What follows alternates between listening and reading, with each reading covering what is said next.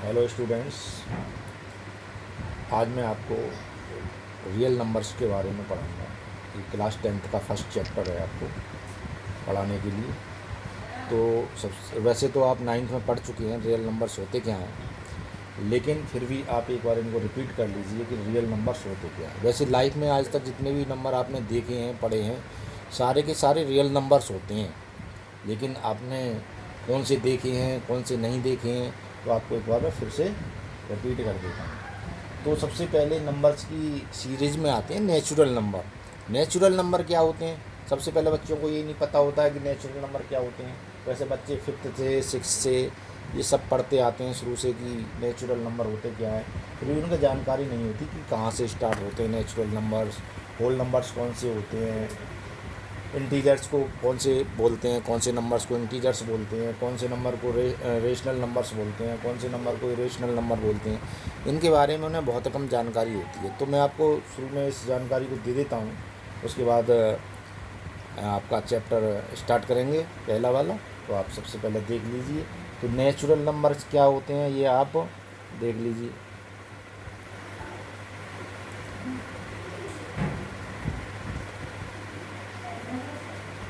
Natural numbers होते कहाँ से स्टार्ट होते हैं? वो 1 से स्टार्ट होते हैं, 0 से स्टार्ट नहीं होते। इसके नेचुरल नंबर के अंदर 0 कम इंक्लूड नहीं होता है, 1 से स्टार्ट होते हैं। 1 2 3 मतलब अब आगे को जितने भी नंबर होंगे, जितने भी बड़े से बड़ा नंबर, वो भी आपका नेचुरल नंबर होगा। यानी पॉजिटिव जितने भी इंटीजर्स होते हैं वो सब नेचुरल नंबर्स होते हैं। तो अब जब नेचुरल नंबर से 1 से स्टार्ट होते हैं तो बाकी नंबर कहाँ चले जाएंगे? नेगेटिव इंटीजर्स, 0, ये सब कहाँ चले जाएंगे? तो उसके बाद ये जब नेचुरल नंबर्स हो जाते हैं तो हम जब 0 को इंक्लूड करते हैं इसके अंदर,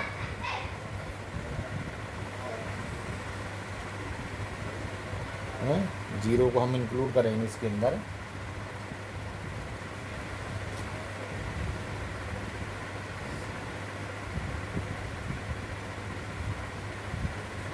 जीरो से, यानी 0 से स्टार्ट करेंगे और 1 2 3 एंड सो ऑन, जितना भी बड़ा नंबर हो, तो इनको हम बोलते हैं होल नंबर्स। क्या बोलते हैं? Whole numbers.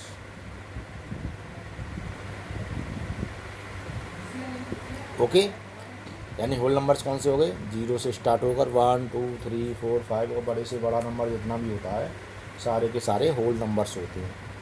ठीक है, अब इसके अंदर हम इंक्लूड करेंगे नेगेटिव नंबर्स। वो भी तो नंबर होते हैं नेगेटिव से, तो क्या नंबर नहीं होते हैं? तो उनको शामिल करेंगे इसके अंदर। तो वो कौन से होते हैं आपके? -1 -2 -3, है ना? ऐसे चलते जाएंगे आगे को, -4 -5 -6। फिर इसके अंदर हम इधर को नंबर लेके जाते हैं तो 0 आता है ना, इसके बाद फिर 1 आता है, फिर 2 आता है एंड सो ऑन। ये भी आपके, तो ये कि सारे के सारे नंबर, 0 भी इंक्लूड होता है, -1 -2 और प्लस के भी नंबर होते हैं। इन सबको हम इंटीजर्स बोलेंगे, है ना? क्या बोलेंगे? इंटीजर्स। क्या बोलेंगे? इंटीजर्स। ओके, यानी कहने का मतलब है all natural numbers 0 and the negative और natural numbers from the collection of the integers.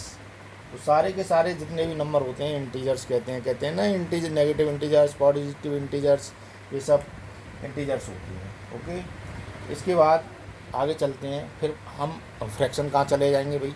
तो अब इसके अंदर हम फ्रैक्शन को शामिल करते हैं।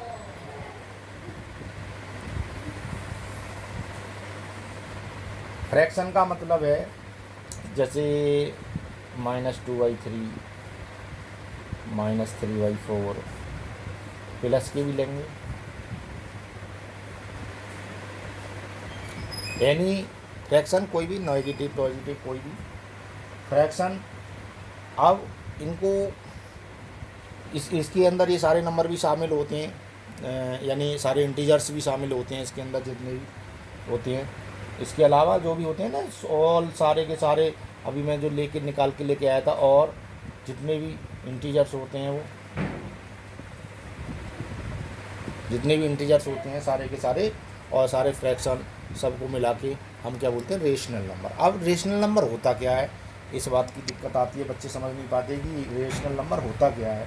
तो the numbers of the form P by Q form, यानी रेशनल नंबर क्या होता है, रेशनल नंबर जो होता है वो पी वाई क्यू की फॉर्म में होना चाहिए। और यहाँ पर आपको एक बात और ध्यान रखना है कि क्यू की वैल्यू 0 नहीं होनी चाहिए, जब ही आपका रेशनल नंबर बनेगा। अगर क्यू की वैल्यू 0 हो जाएगी तो रेशनल नंबर नहीं बनेगा।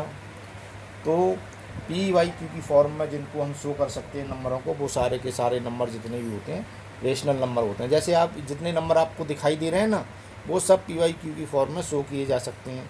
जैसे आप कहोगे 0 कैसे किया जा सकता, 0 किया जा सकता, 0 ऊपर लिख लो, 1 नीचे लिख लो, रेशनल नंबर होगा ही, है ना। इसका आंसर क्या आता है, 0। ठीक है, तो ये आपका हुआ रेशनल नंबर। दूसरी कंडीशन अब आती है कि अब रेशनल आपको बता दिए गए हैं, तो इरेशनल नंबर्स क्या होते हैं। तो लिख देता हूँ यहाँ रेशनल नंबर।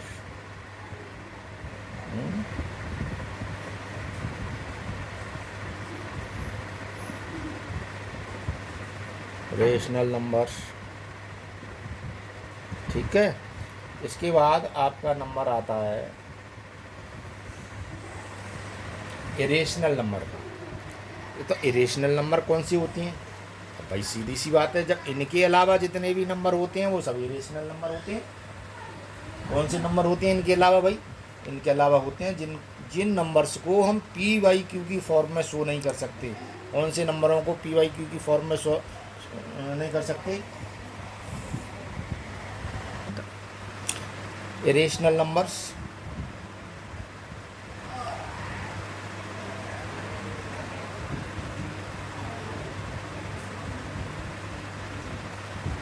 रेशनल नंबर्स को हम पी वाई क्यू की फॉर्म में शो नहीं कर सकते, यानी किस में शो नहीं कर सकते, पी वाई क्यू की फॉर्म में। रेशनल नंबर को हम पी वाई क्यू की फॉर्म में शो नहीं कर सकते। वो कौन से नंबर होते हैं, वो सारे नंबर होते हैं √2 √3, यानी इसका कंप्लीट इंटीजर नहीं आता है ना। कंप्लीट इंटीजर, जैसे कंप्लीट इंटीजर का मतलब जैसे √2 है, √2 का डेसिमल में आ जाएगा। अगर इसकी वैल्यू निकालेंगे तो √3 की डेसिमल में आ जाएगी, डेसिमल में नहीं आनी चाहिए। पाई, जैसे पाई की वैल्यू तो रेशनल होती है, बट पाई इरेशनल नंबर होती है। और इसके अलावा कोई रिपीटिंग नंबर जैसे होता है, नॉन रिपीटिंग नंबर 1 0 1, है ना, फिर 0 0 1, इस तरह बढ़ता जाता है ना नंबर, इस तरह से ऐसे। ये सब कैसे नंबर्स होते हैं, इरेशनल नंबर्स होते हैं। अब इरेशनल नंबर इसके अंदर आ गए, रेशनल नंबर भी आ गए। तो ये सारा का सारा जो सिस्टम आपको दिखाई दे रहा है, पूरे का पूरा नंबर आ गए जो आपने देखे होंगे इस तरह के नंबर। इसके अलावा आपने और नंबर शायद न देखे हों, इस तरह के सारे नंबर आ गए। तो ये सारे के सारे नंबर्स को हम क्या बोलते हैं, रियल नंबर्स। क्या बोलते हैं, रियल नंबर्स। अब आपकी समझ में आ गया होगा कि रियल नंबर्स होते क्या हैं, कि जितने भी नंबर्स हैं ये वो सब रियल नंबर्स होते हैं। तो इनके बारे में आपको अब इस चैप्टर में स्टडी करना है, अब आपको पढ़ना है। चैप्टर आगे स्टार्ट करेंगे तो आपको पढ़ना होगा highest common factor by using Euclid division lemma, और फंडामेंटल थ्योरम भी है आपका इसमें, लॉन्ग मेथड भी है। बहुत सारे मेथड्स हैं जिनके द्वारा हम हाईएस्ट कॉमन फैक्टर को सीखेंगे, पढ़ेंगे। तो हम अब चैप्टर आपका स्टार्ट करते हैं एक्सरसाइज को। तो फिर मैं आपको एक्सरसाइज 1.1 शुरू करूँगा, है ना। कैसे ही लिखते हैं, डिवाइड एंड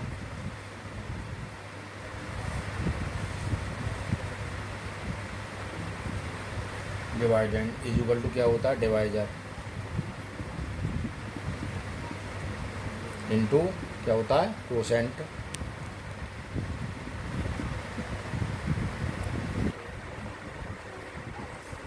प्लस क्या होता है, रिमाइंडर। ये फार्मूला होता है कैलकुलेटर लेना के लिए। अब कौन सा नंबर किससे शो करेंगे, डिवाइडेंड क्या है आपका इसमें, डिवाइडेंड आपका होता है लार्जर नंबर और डिवाइजर आपका होता है छोटा नंबर, ऐसे ही होता है हमेशा।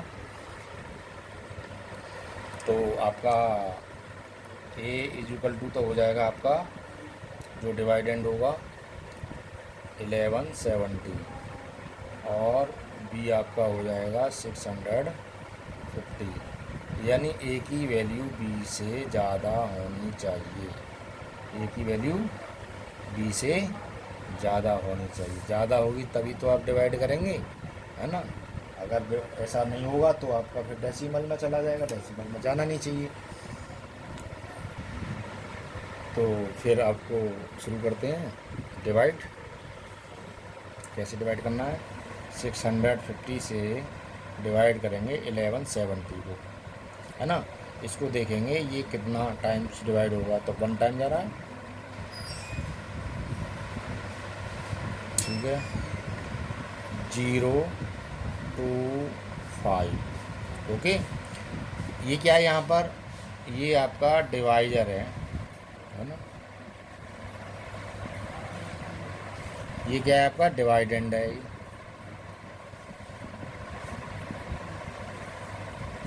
ये क्या है आपका कोशेंट और ये क्या है आपका रिमाइंडर। इसको आप इस फार्मूले में यूज करेंगे। किस फार्मूले में यूज करेंगे, a = BQ + R, ठीक है। तो 1170 = 650 × 1 कोशेंट है ना, और रिमाइंडर कितना बचा है 520, है ना।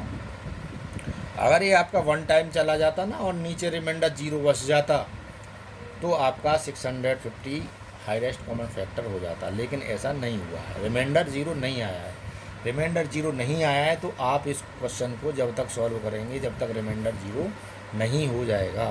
तो 520 से अब आपको 650 को डिवाइड करना है, यानी आपको जो पहला डिवाइजर है उसको डिवाइडेंड बना लेना है, रिमाइंडर आपका डिवाइजर बन जाएगा।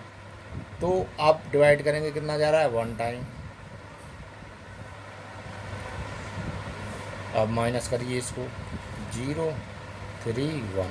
यहाँ पर क्या देख रहे हैं आप, इसको ये डिवाइजर डिवाइडेंड कोसेंट और 130 रिमाइंडर, इसमें आप रखिए 650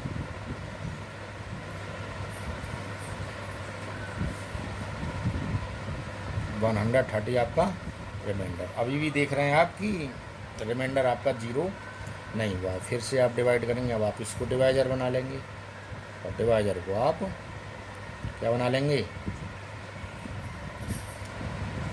डिवाइडेड। अब 4 टाइम्स जा रहा है, अब यहाँ पर ये हो गया 0 हो गया आपका रिमाइंडर। तो ये लास्ट डिवाइजर है, आप इसमें यूज करेंगे इसको।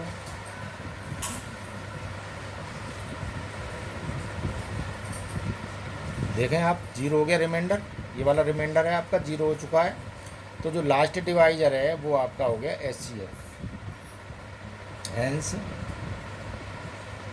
HCF ऑफ 650 एंड 1170 इज कितना आया 130। It is answer. अब एक्सरसाइज के जितने भी क्वेश्चन हैं आपको इस वाली फर्स्ट एक्सरसाइज के सारे क्वेश्चन आपको इस टाइप्स के जो क्वेश्चन हैं वो यूक्लिड डिवीजन लेमा से सॉल्व करनी है। मैं आपके लिए इसकी PDF ही भेजूँगा एक्सरसाइज की, हर टाइप का एक क्वेश्चन की बना के PDF भेजूँगा, तो आप उसमें फेयर में काम कर सकते हो। और जो क्वेश्चंस एक ही टाइप के हैं उनको आप खुद सॉल्व करके